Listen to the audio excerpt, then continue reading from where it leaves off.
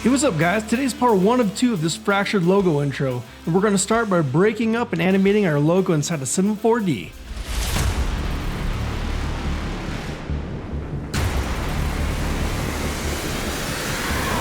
Hey, what's up guys? Today we're just going to do this cool little fractured extruded Cinema 4D intro, and then I might break it up into 2 parts, and part 2 will make it look a little bit more sexy in After Effects, but right now, we're starting off with the logo inside of Cinema 4D, so let's get started.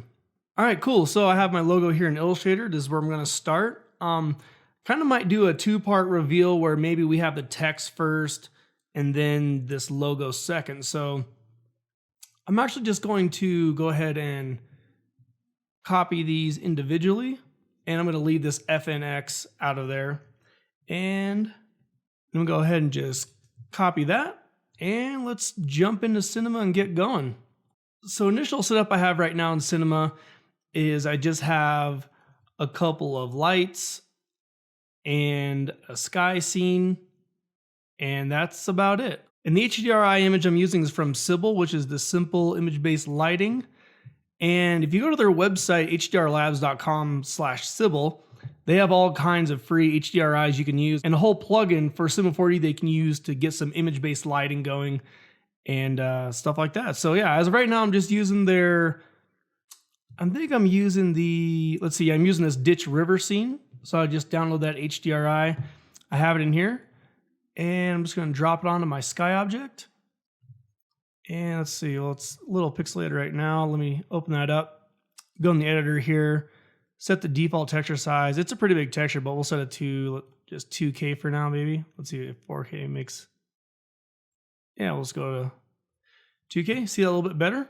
And let me just start a new project real quick. And remember, we copied our stuff from Illustrator. So I'm going to jump back into Cinema since it's copied to the clipboard. I'm going to go to the CV Art Smart, and I'm going to paste it into the scene. So let's see here.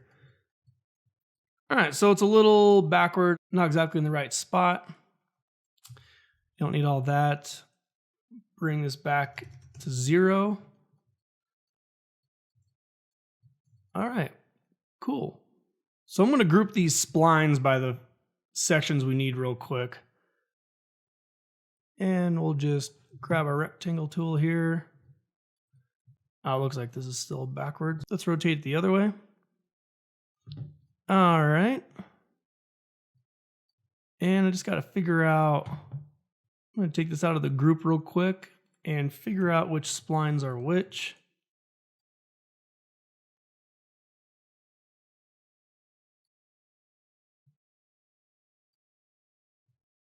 All right, so I know I'm not using the .net. I'm just going to delete those.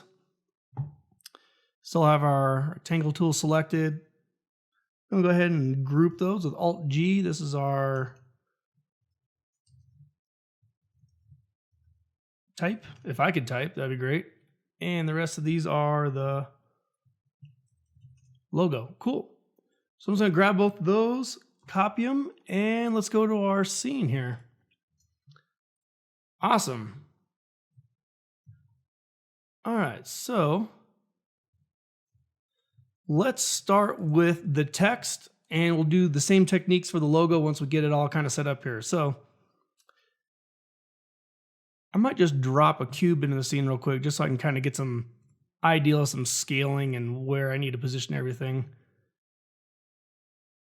Go to my front view, because I kind of want these to be the same, the type and the logo. So I'm just going to center everything here, make it kind of as wide as the Phoenix logo. Maybe I'll bring it up a little bit. And that's pretty much all we need for that cube. All right, so I'm just going to hide the logo there. Just Alt, double click that to get rid of it. And I'm going to hold Alt and just extrude this. And so what happened right here is the access point on these are still turned 90 degrees the wrong way. So I'm just going to select my axis tool, hit R to rotate it, and let's go 90 degrees here and bring it back around. Cool. So we fixed that. Let's see here. What else can we do? Maybe I'll add just a little bit of caps on the side. It's a little crazy right now, so let's fix that. Maybe we'll just do 3 steps and 1 radius. We don't want it too bulgy, so yeah, just give it a little bit on the edge. That'll totally work. All right, so now we get to the fun part. What I'm going to do is I'm just going to make a copy of this. I'm going to group it and call this originals in case I ever need to come back to it. And I'll just drop it down here at the bottom. Alt double click those stopwatches to turn it off, and we'll just leave it in case we need it for later. And so now we're going to get to the part where we start breaking up our text with the Thrausi plugin, a free plugin you can download. I'll put a link in the description. We need the plugin to basically break this up so we can control the broken up parts and extrude them out and back in, kind of in that style that we're looking for. So what I'm going to do is, since I kind of have this text the way I want it, is I'm going to just select this. I'm going to push C to make it editable. And now we have multiple paths extruded. I'm just going to take those out. I'm going to delete these. What I'm going to do is select all these again, push C to make them polygons. And you know what? Let's just group this real quick. And I'm going to select it once more. I'm going to middle mouse click to select all the children. Right click and go to Connect Objects plus Delete. So now we have just this object by itself, 1 polygon, and we don't need to worry about the textures right now because that'll come in a second. So what I'm going to do is select this object. Let's go to our plugins, grab the Thrausi plugin.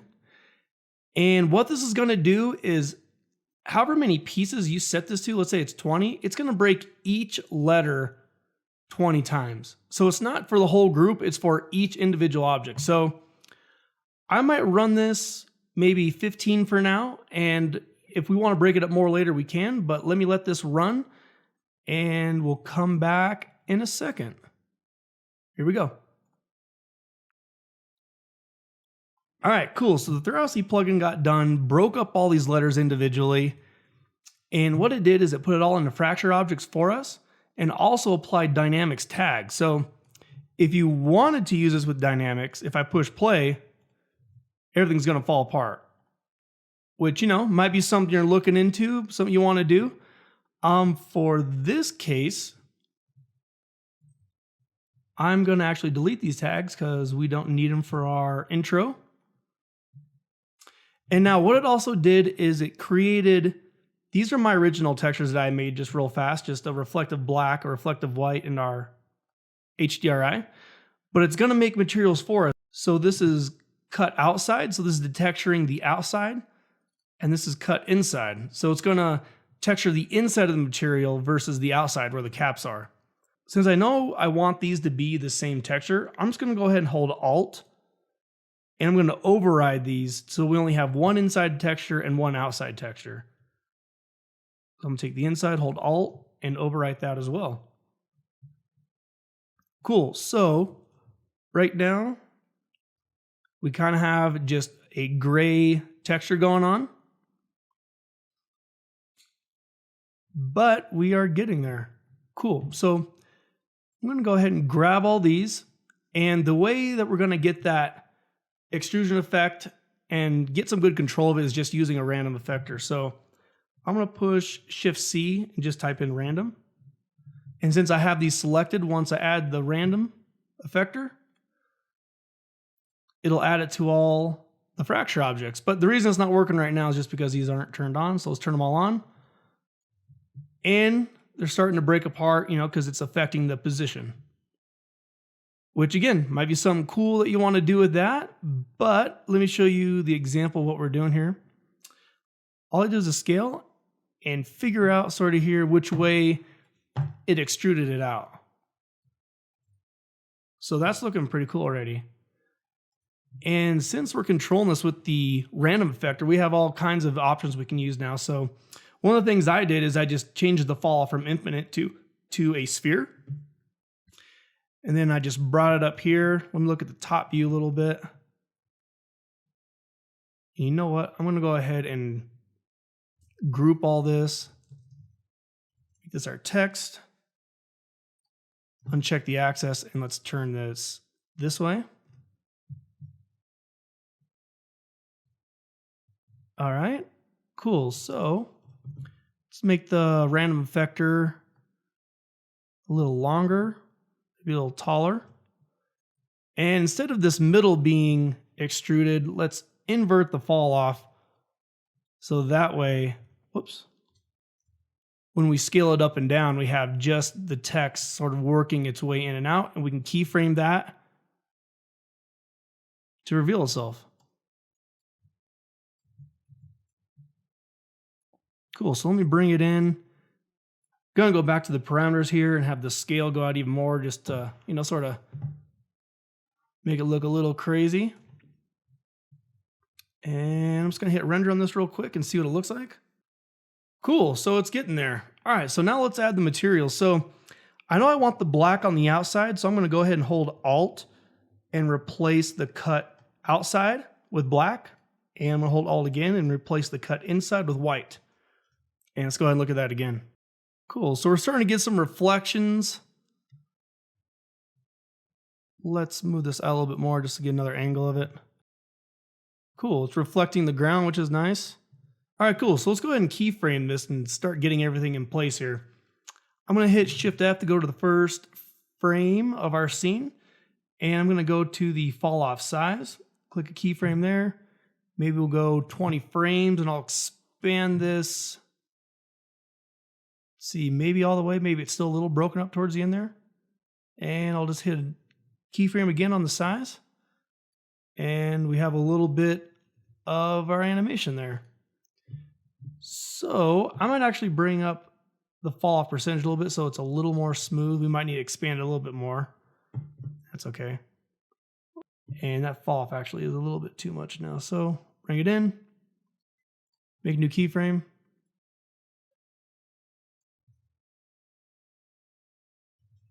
Cool, so it's a little bit harsh and it kind of eases in. Let's see what that looks like. All right, let's see what it looks like when it's all together. All right, cool, so that is looking pretty cool.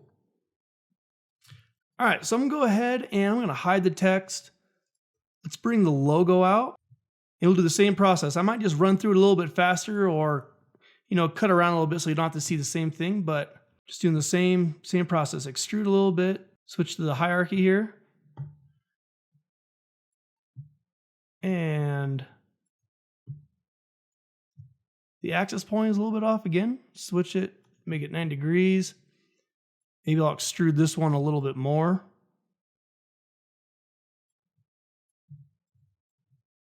All right, and let's do the same sort of cap treatment. All right, this is our logo. Going to make a copy, put in our originals folder.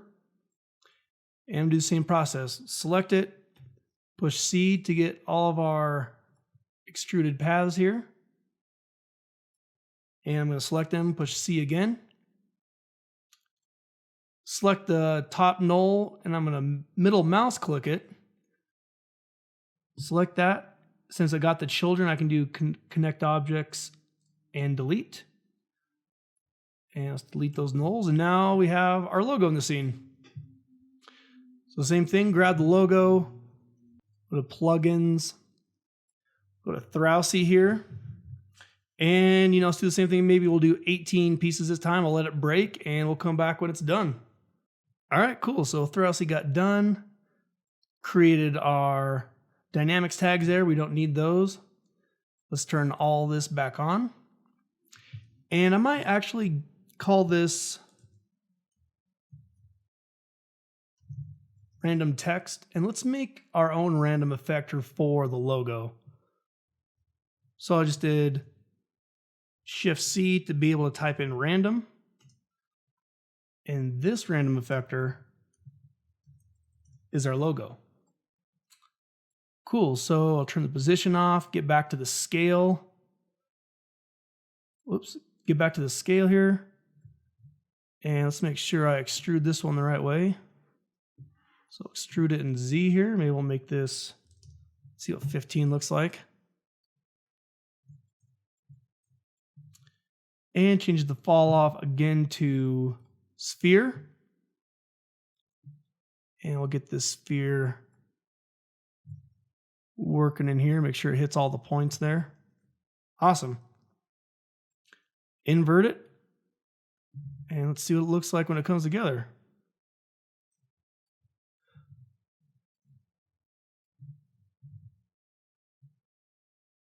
All right, so go ahead and expand this a little bit more. And again, we got our inside outside material. So I'm gonna do the same process, just hold Alt and make sure that the outside ones are black, the inside is white. And let's just see what that's looking like so far. All right, so it's getting there. I'm gonna extend it all the way out, just see what it looks like. And we're kind of getting some weird texture issues going on here.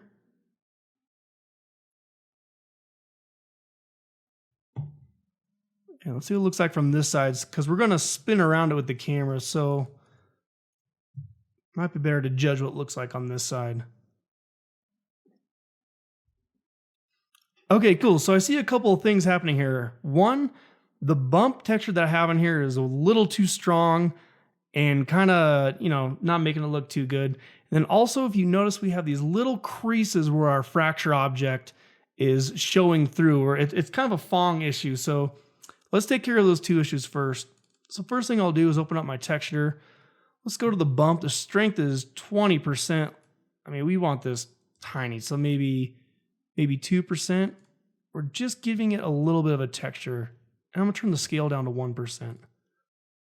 And so to fix that Phong issue, what we can do is just select all these Phong tags and delete them. But here's the thing, if you have a lot of Phong tags, this might take a while. So an easy tip is open up the eyeball right here. I have all these Phong tags made from Thrausi and from splitting the object up. So what I'm gonna do is just right click these, select all Phong tags, and now I know it's selected in here. So I'm gonna go ahead and just hit delete, and it got rid of all the Phong tags on all those objects. So let's go ahead and hit render again and see if we kind of cleaned up some of those issues. All right, cool. So that black texture is looking a little bit better, and we got rid of those creases from the fractures. So let's go ahead and animate the logo random effector. And let's see what we kind of like here. It's kind of cool. So another thing we can do, actually, now that I'm looking at it, is let me turn the random effector off, because some of these chunks are a little bit too big. And if you kind of see a chunk that you don't like, you can always come back and break it up more. So these outside ones are looking a little too thick. So let's figure out where those are at. They're inside this fracture object here, so I'm just going to turn that off. And I'm guessing these are our big chunks. Yep. Okay, cool. So we got that selected. I'm going to select this other big chunk. And you know what? We're going to Thrausi them once more. Let's make these maybe 8 more chunks inside of there. So let's go ahead and break that up. All right, cool. So it broke it up even more. It's still inside of our fracture object. So I'll bring those down back into the rest. Let's turn it on. And let's turn the random effector back on. And now those sides are smaller pieces, which looking a little bit better. Cool. All right, so let's just kind of do the same thing. Gonna, I'll start with this a little bit bigger. Maybe I'll extrude out a little bit more. Go a little extreme with this one, I guess. And in the fall off, we're gonna go to the size. Maybe I'll do this again, bring it up a little bit. All right, cool. So I'll select the size. Set a new keyframe there. Let's go 30 frames and bring it out to where it barely kind of brings it all back together. And I'll set another keyframe. Shift F to go to the first frame. And there we go. Cool. So I'm going to hit Shift F3. And I'm going to go to our random logo here, make this full screen real quick, press S to see our keyframes. And I'm going to hit spacebar to look at the curves of this. So you just bring H to bring it into frame there. And I'm just going to kind of make this more of an ease in so it kind of comes together a little slower at the end there. So I'm just going to adjust these curves here a little bit. And it doesn't need to ease out into it. We just want it to ease in. So I might even bring this out a little bit more. And we'll close that. Shift F to go to the first frame again. And let's see if it kind of slows down a little bit. I might drag it out a little bit more.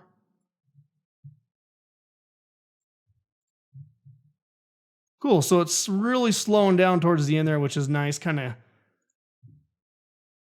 eases into it a little bit more. All right, cool. So we're almost there. We're doing good. Let's go ahead and I'm going to group these real quick. This is our logo. This is our text. I'm just going to turn the logo off for now. And let's make a new camera. So I'll throw a new camera in there. Let's go with something maybe like a wide angle lens, maybe like 25. And we'll start from behind it maybe. And to kind of do an easy turn around it, I might actually have a little null object shortcut in here. Maybe we'll change our mind, make this a target camera. Some 4D tags, find the target tag, and our target is our null called target. Imagine that. Cool, so the null's a little bit down. Let's move it in the middle. And let's go ahead and start our first key for our camera. Maybe it spins around in 20 frames here. All right, and so let's also set the frames per second. Let's do 24. Switch that to all frames. I do have ambient occlusion on, and I'll get to some multi-passes here in a second. And I'm going to do Control D to make sure our frames per second in our document or our project settings is also 24. So let's start this over, see what we got so far. Obviously, we need to slow down our random effector for our text. So let's kind of move this really far out. All right, so it's getting there. It's getting there. Maybe we hold on this logo for, let's say, 3 seconds. So I'll put in 3 times 24 plus 16 is where we were. And maybe it just does a nice little slow orbit. And I'll set another keyframe. And let's go up to our top view here and make sure our curves are looking good. So let's see what we got.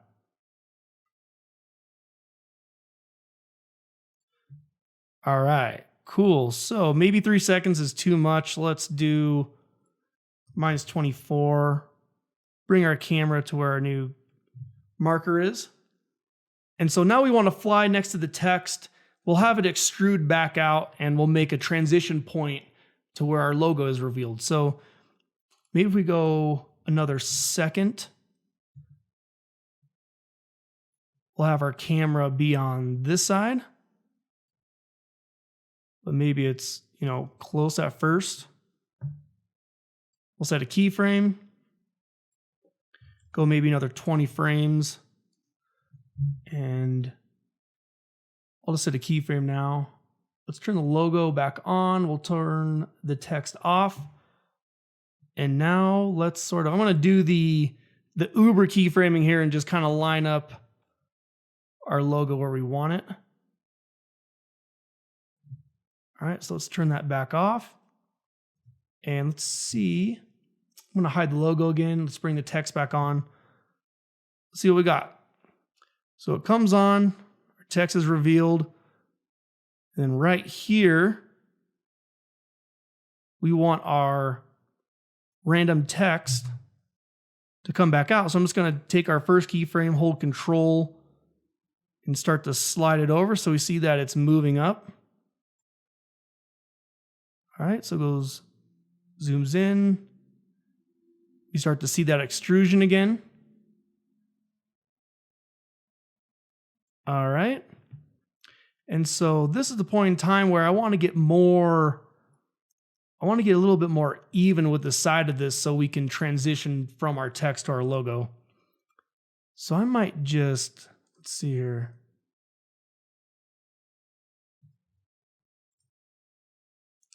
Let's get our 4 views out here. And what I'm going to do is just sort of take this out a little bit.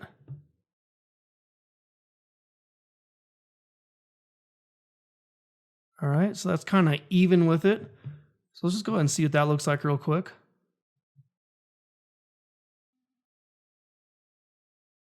All right, so it's a little wonky at the end, but that's totally fine. We'll fix that. So what I'm going to do is, when this extrusion hits, I'm going to go up here to our text. We're going to turn it off. So we'll go to Sim 4D. We'll go to display tag. Going to use the visibility. It's 100% right here. And then boom, this next frame, 0%. Set a keyframe. Turn on our logo.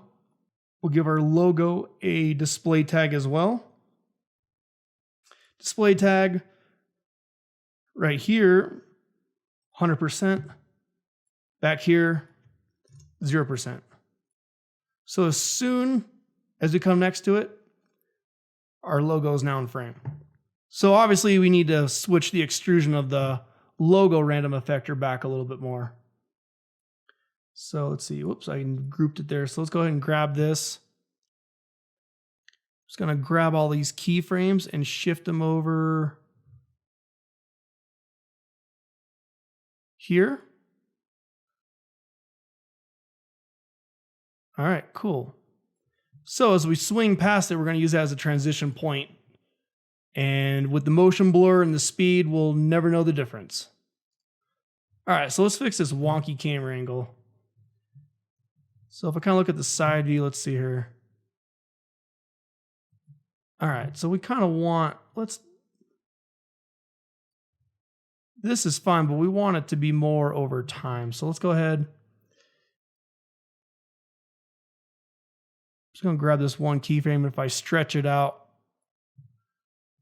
and ease it a little bit, we'll see how it works.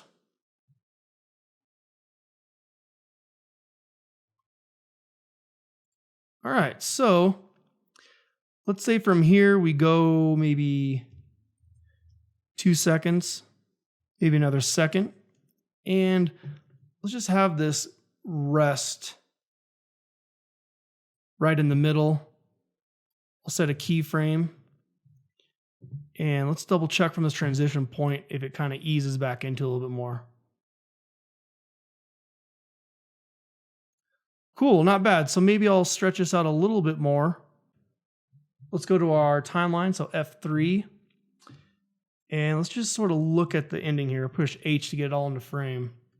And we have a nice ease into it, but I'm going to just go ahead and stretch it out a little bit more.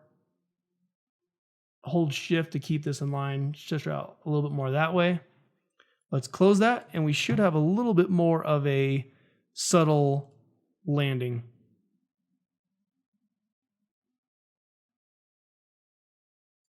Cool.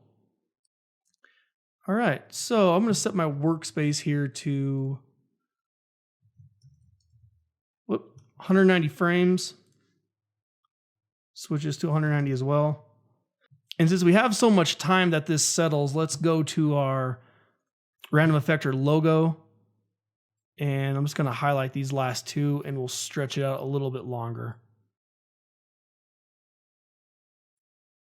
Maybe even more.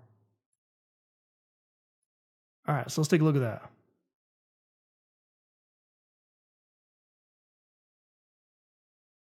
Cool. All right, so I think that's pretty good for right now. Let's just go ahead and add a couple things that we're going to use in After Effects. So I'm going to go ahead and just give this a compositing tag. Let's make this object buffer 2 since it's the second part. We'll copy this, copy this to the text, make this object buffer 1. All right, so let's go ahead and add an object buffer for the sky in case we want to adjust it or anything. I'll set that to object buffer 3, and I might actually end it with something like this. So I have some other object buffers set up before, so let me reset this. So we got object buffer 1, 2.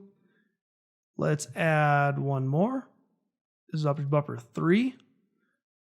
All right, so let's go ahead and set a depth map, and I'll show you the way I like to do it.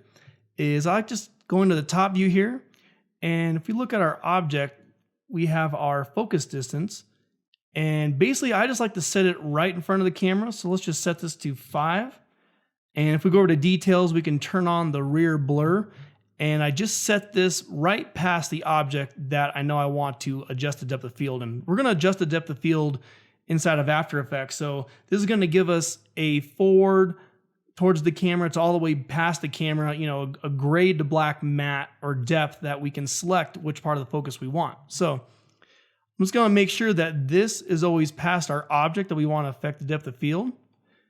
And since it's a simple scene, I might bring it close to it. Let's make sure that our focus distance is maybe just a little in front of the camera. And we're going to get our map from in between this area now that we can select the focus. Cool. All right, so we got that. I also added ambient occlusion and the material luminance, but we're not using any luminance for this example, so I might go ahead and turn this off. Ambient occlusion is on. For physical render, I'm using the adaptive sampler. So what we can do is kind of set our threshold and let these numbers kind of get figured out for themselves. So I kind of set maybe a high quality setting of 5% error, and that should give us some great results. So awesome. All right, so there we go. That's part 1 of this tutorial, just working in Cinema 4D. Part 2 on Thursday. Subscribe if you want to see that. It'll be working in After Effects. We'll bring in the render passes, break it all apart, but then composite it, make it look a little bit better, add some motion blur, some lens effects, stuff like that. And yeah, that'll be on Thursday. Leave a comment if you have any questions or send me a message. And yeah, have a good one, guys, and I'll see you on Thursday.